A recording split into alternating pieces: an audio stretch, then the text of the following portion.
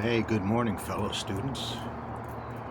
Today we're going to talk about uranium and some of the things surrounding uranium, like wars. So, I asked Google a question. You can ask Yahoo or whoever else you want to, but the question was, what are naturally occurring isotopes of uranium? Now, why this matters is it's good paychecks if you're in that industry. It's even better paychecks if you're a billionaire running that industry.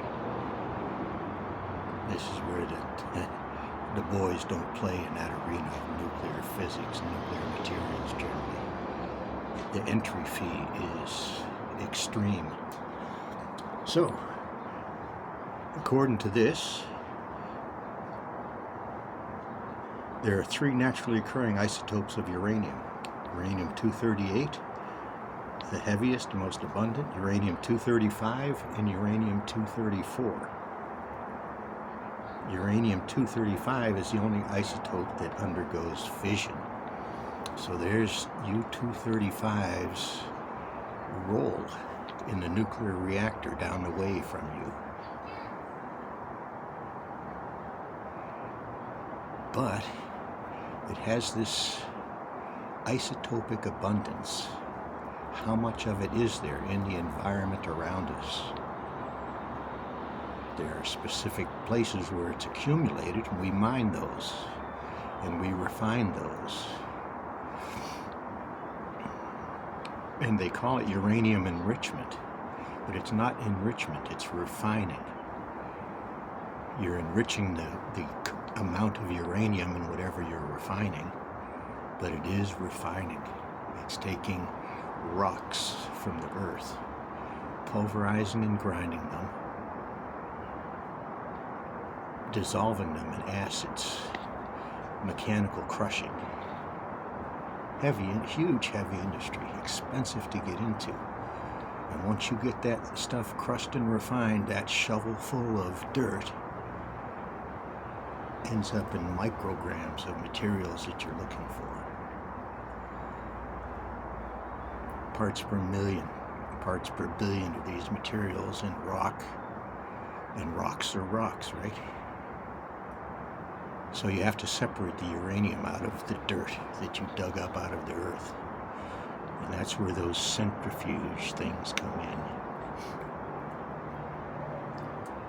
The centrifuges are required after some chemical processes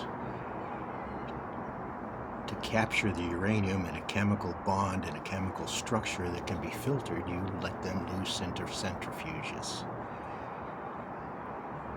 Very expensive pieces of equipment, very high tech, and you need dozens of them. The more the merrier. And you just keep on purifying this, and you strip away the waste and you purify it more. That's what enrichment is.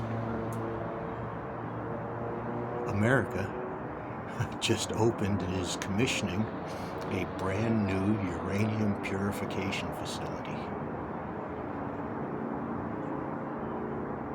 Much like the one we just blew up in Iran.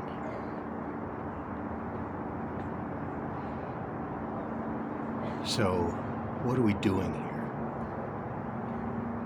What Iran is going to do is sell those materials. That was their intent all along, was to sell those materials. Their target was commercial nuclear customers, to sell them material for reactor cores. Now there's another bit of nuance in here. I mentioned U-235 and U-238. There's actually more U-238 around than there is U-235. But at 235 fissions, that's the target material. Now the U-238 is also coming out with all this refinement. And they make a ratio of U-235 to 238 specifically for a type of reactor because of its properties. But the U-238 gets transformed into plutonium, the true weapons material that folks desire. It's a matter of physics. It's a matter of nuclear chemistry. So, what are we doing here? What are we doing here? Anyway, it's a shame that we haven't gotten past bombs. Peace out. Take care.